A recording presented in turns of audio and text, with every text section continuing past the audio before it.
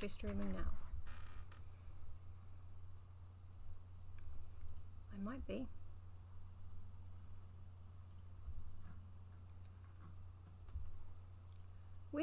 We're streaming. Okay. Hopefully, yeah. I'm hearing that the sound is good. I'm seeing that the video is good. Wow, tech support. It makes a difference. Alright. Full disclosure. Mary Shelley did not write Frankenstein 2. I just wanted to read a bit from Garth Marenghi's Terror Tome. And I don't want to list it publicly because you're not really supposed to. But I'm doing a little bit, and I'm doing it for satirical purposes, I think.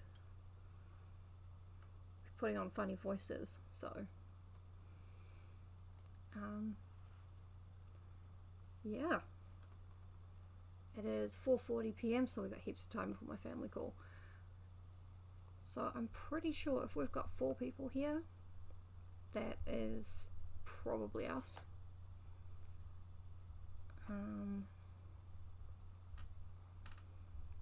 I've sent a couple of texts, but I have not got replies, so some people will not be here.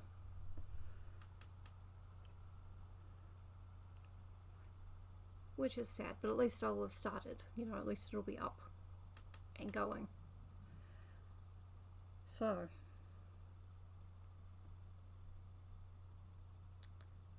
we start with the, I'm going to read the back, the author photograph, author biography. I'm all nervous, I haven't done one of these in ages.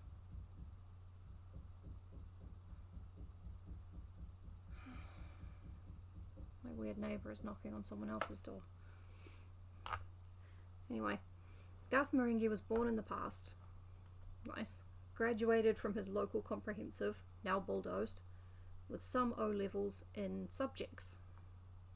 That's about as much as I remember from my high school career as well.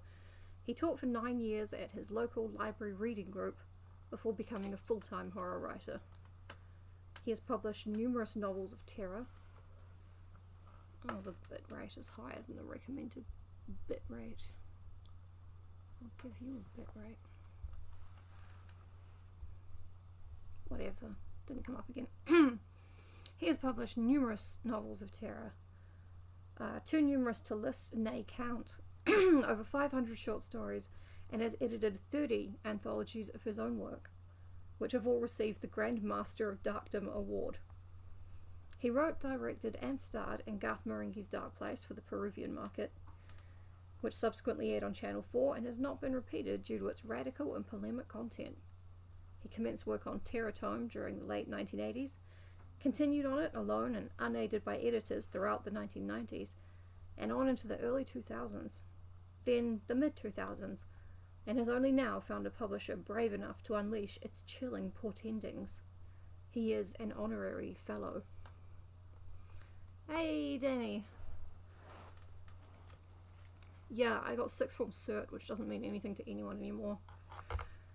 That was just the author bio of Garth Marenghi's Terror Tome, being used here for satirical purposes only.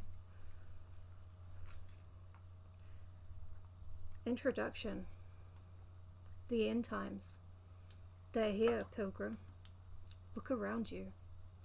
Whoa, easy big guy or girl. Just a peek, or you'll go crazy. Only take it from me. They're here. Hey, Tetra! It's Garth Marenghi's Terror Tome, don't tell anyone.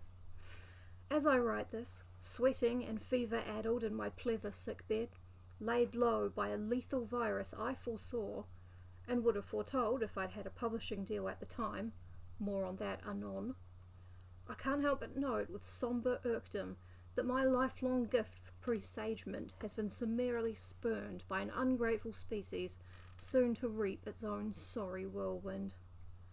Unchecked despotisms, spiralling virtuality, new pestilence, like this one I'm sweating from, the nether web, thrashionalism, fear-ache, paranoiativity, you name it. All of it's happened on my writer's watch. So where the hell have I been? The short answer, he does say so little is so much.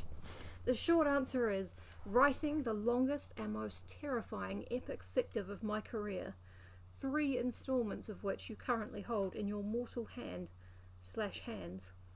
I'm aware this sentence won't make sense for the audiobook version, but that's your fault for reading me on the go, and no doubt wishing this was a podcast instead, which, incidentally, isn't an art form. The long answer is the same as above, only with extraneous detail added, which I have omitted. He's self-editing beautifully right here. I began writing Teratome. Wait. Oh, okay. So he has put all of it in. I began writing Teratome in the late 1980s, continued throughout the 1990s, and carried on deep into the early and mid-2000s. My grim vision of a world in which a horror writer's imagination literally leaks out of his head to wage supernatural war against unsuspecting mankind was not just wildly visionary for the time, but is now judderingly prescient. Who knew then that a reality would soon be upon us in which every crazy thought or theory dreamed up by untold doom scribes, them, would possess enough potency and power in the minds of the terrified masses, you, to emerge, breathing and seething as grim, hard fact. It. Sure, it was a simpler world back then, but the seeds of doom were already sown. Ah, well, Garth Marenghi is not Matt Berry's horror persona because it's, what's his real name? Matt Holston? Mary Wollstonecraft Shelley. By decade's end, I lost my publishing contract, having assaulted my then editor with his company pager, my closest friends, who were actually, it turns out, all assholes, the love of my own wife and daughters, possibly partly my fault, a significant proportion of my sanity, nothing remotely sexual, all hope at a brighter future, and, perhaps worst of all, my beloved Jensen Interceptor, impounded on the streets of Hemel Hempstead, following a viewing of several one-bedroom apartments that ultimately were too expensive. It's Matt Holness, I remember now. In my youth, though technically late middle age, I ventured forth into the darkness on a personal odyssey of pain, to bring forth from the hell of my own brain a book of darkdom befitting this age of ruin. Read with extreme caution. The Teratome. Garth Marenghi, Cosmic Veil Render, twixt dimensional visionary, and former Grand Duke of Darkness, now Archduke. Good for him. Well done. So that's the prologue. And then we get into the first book. The first terrifying book. Entitled Typeface. You know, like a typewriter with a face. Typeface. Dark Lord of the Prolix. He's got a quotation here. The mind is its own place, and in itself can make a heaven of hell, a hell of heaven. The Big Bumper Book of Quotations, page 319. Chapter 1. So it did exist. I stood alone in the pouring rain, peering in through the window of Uniquities Inc. plus eels, at a machine supposedly invented by Christopher Latham Scholes in 1867, but constructed, according to the price tag slung from its gold carriage return lever, by a Chinese magician in the latter half of the Tang dynasty. I smiled, shaking my head. A bold claim. Yet true, for my own research had revealed that Eastern antiquity had achieved, in its long-lost past, a level of technological advancement surpassing even Curry's. Yes, the Chinese had invented paper and, thank the Lord, gunpowder. But finally here was proof beyond all doubt that those ancient sorcerers had also created the humble typewriter. I turned my face from the glass display and looked around me. This lonely side street off Storkford's town centre, which I'd never noticed before today, seemed to be perpetually empty.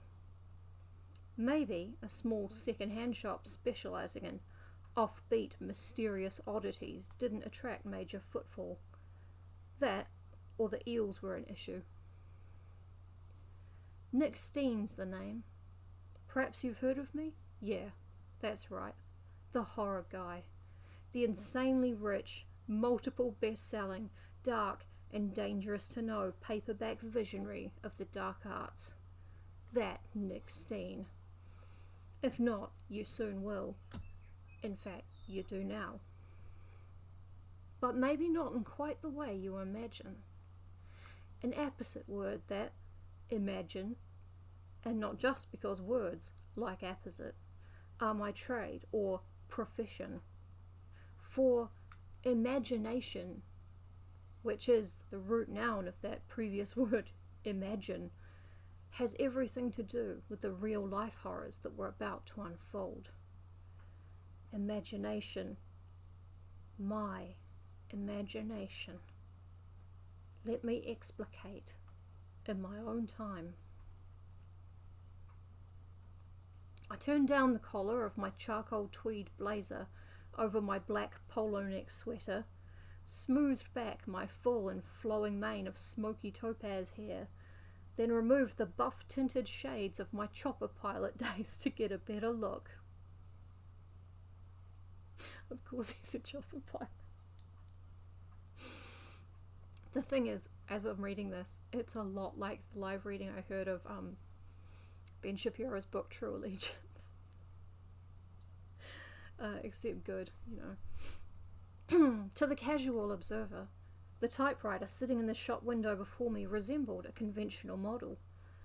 Aside from its gold-plated exterior, the only difference appeared to be a set of extra keys surrounding the conventional QWERTYs, depicting obscure archaic letterings and bizarre runic symbols.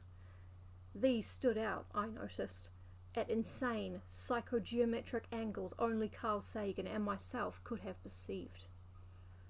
But if the rumours I'd heard were true, and this was the very typewriter I was seeking, then this bizarre, ancient contraption also possessed certain unique powers entirely its own. For, by some unknown spiritual process long lost to man, this machine's original creator had supposedly instilled in it the ability to commune psychically with its owner, allowing him or her, but mainly him, access to hitherto unreachable depths of the subconscious mind, freeing from the murky swamps of their internal id the darkest parts of their suppressed imagination. As a best-selling horror writer, I had to have it. Also, there was currently 30% off. Yeah, there's purple prose on purpose. The West has fallen. Shapiro has purple prose. Although I was still the hot news in horror, crafting non-stop the darkest, most terrifying novels of supernatural terror. That's not very good writing. I mean, that's amazing writing. Known to civilization, sizzling on the publishing plate for nigh on 20 years and counting, it wasn't enough. I had too many ideas, too many tales untold, too much darkness left untapped. If I was lucky, I had about 40 years of life left. 50 if I gave up red meat, which wasn't an option. And yet, I hadn't even begun to explore the true horrors of human existence. Hadn't got anywhere near probing the deeper darkness that exists beneath mankind's basest nature. Hadn't yet drawn upon the horror beyond horror, shall we say. That snarling, predatory hell beast lying dormant in our supposedly civilized minds.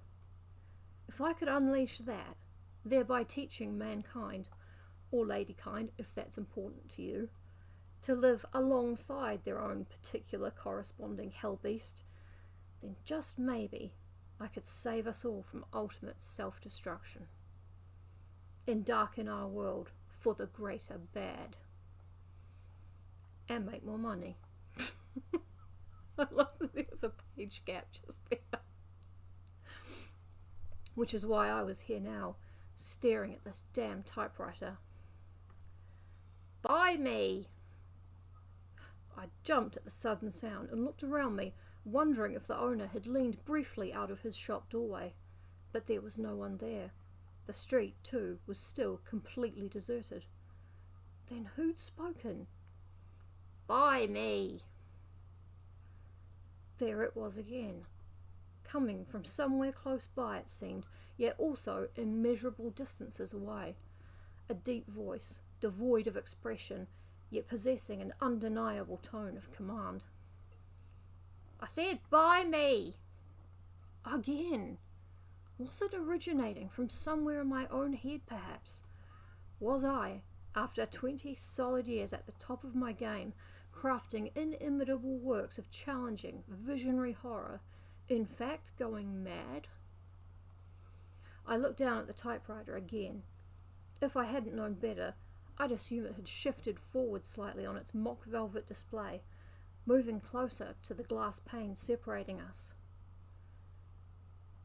Buy me! Sorry, it's making me laugh. In an effort to get away from the strange voice in my head, I made my way over to the door and stepped inside. The interior of the shop was dark and gloomy. An old man in a grubby rubber apron stood behind a dusty counter on the far side of the room. He looked familiar. Eel? He asked me, offering up a lidless plastic container clutched in his hand.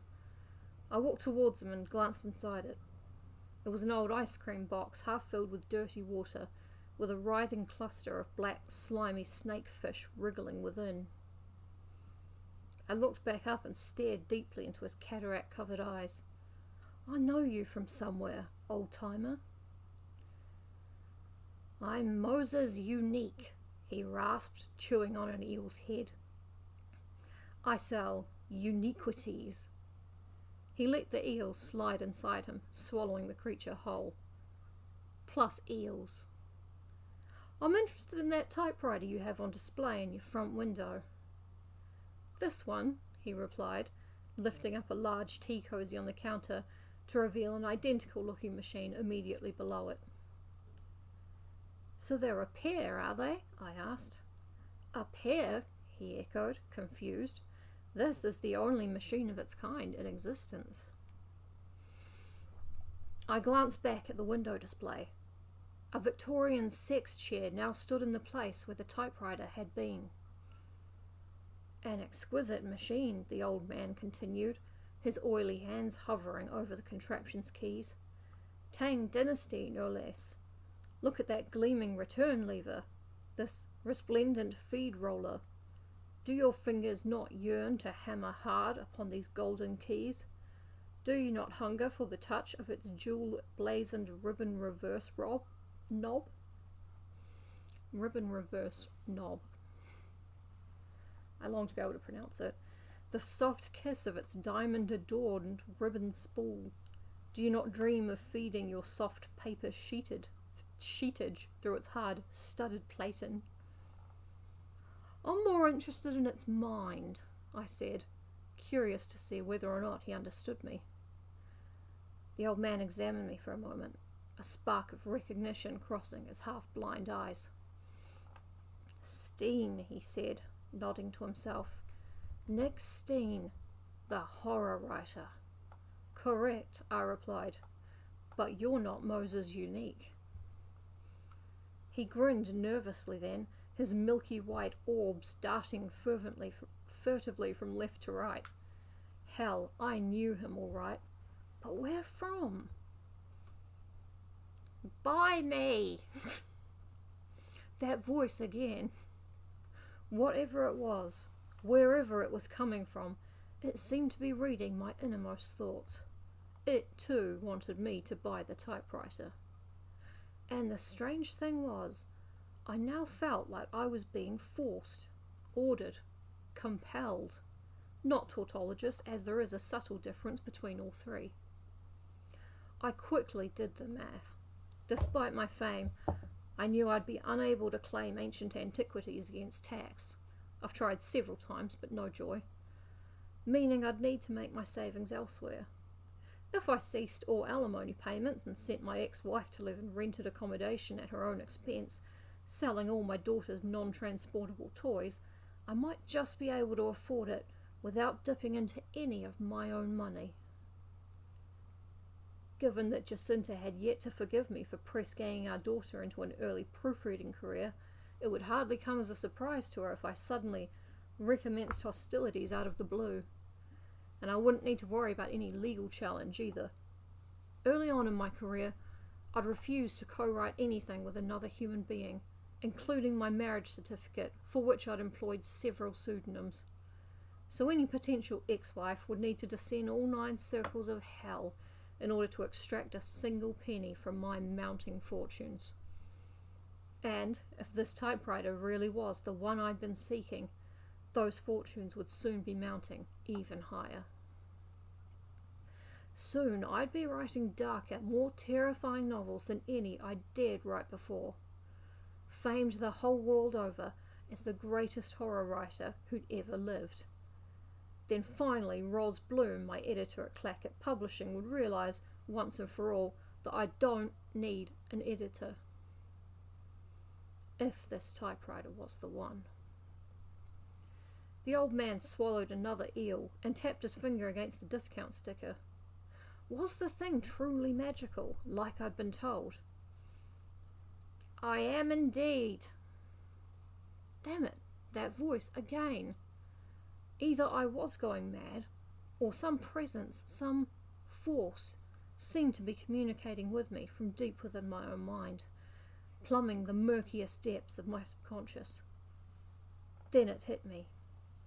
Maybe the typewriter itself was already trying to communicate with me. Yes! If that was true, there could no longer be any doubt in my mind. The machine perched in front of me truly had to be the one I'd been seeking, the key to unlocking my deepest, darkest nightmares. That's right, I am. I froze. That voice in my head. It was the typewriter's voice. As unbelievable as it might seem, the typewriter itself was speaking to me. Eureka! Then this really was it, beyond all doubt. After an endless, painstaking search of several hours, the hunt was finally over. The machine I had sought was finally in my grasp. And will you be purchasing? Asked the old man with the hint of a sly grin. I will, I replied, pulling out my credit card, but I'll need a VAT receipt. Oh, he said, hands fumbling uselessly at his both pockets. We only take cash. Then put it on my slate, having first set me up with said slate, I said, reaching for the typewriter. But somehow it was already there in my arms. Ouch! I snapped suddenly, feeling my right index finger snag sharply against part of its mechanism. The old man chuckled, tucking into another eel. You have just felt, sir, the delicious, castigating pinch of its dormant ribbon vibrator. Go easy on those eels, I said. He winked at me. Does your rod not harden at the coy wink of its sparkling type bar? I've never said that line before, and neither has anyone else. I ignored him and walked back over to the door and my Honda Civic parked beyond, then turned again in a final attempt to place the man's features. But his face was now masked by the plastic container, which he'd tipped upwards at one corner to gulp down what remained. I stepped outside, yanked open my car door, and placed the typewriter down on the passenger seat. then found myself attaching the seatbelt across its front. "Thanks." "You're welcome," I said, getting in beside it and keying the ignition. Before pulling out, I turned to address it directly, realizing I would look stir-crazy to anyone passing by. Fortunately, the street was still entirely empty. "Let me make one thing perfectly clear," I said, leaning over towards it. "Yes, you may be ancient. Yes, you may possess untold powers beyond the ken of man, but from this moment on, you work for me, capiche? I'm the master, and you do my bidding." "Sure, whatever you say." I grinned, pleased we'd reached an early understanding, and keyed the engine. "Cowboy." I glanced back for a second, confused, then pulled out into the main road, sucking the blood from my injured finger. 1 year later, ... Chapter 2. Do we think we have a chapter 2 in us? It's a lot of reading for me, like a lot of talking that I don't usually do.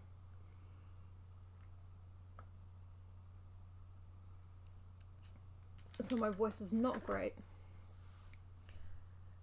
Hang on, let me check, see how short the next chapter is.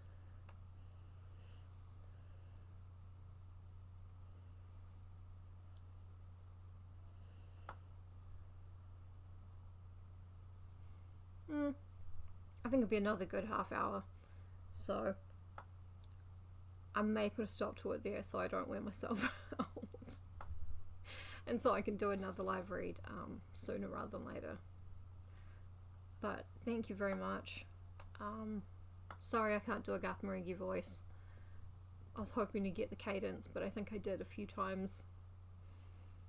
I'm getting a thumbs up from Tech Support Bear.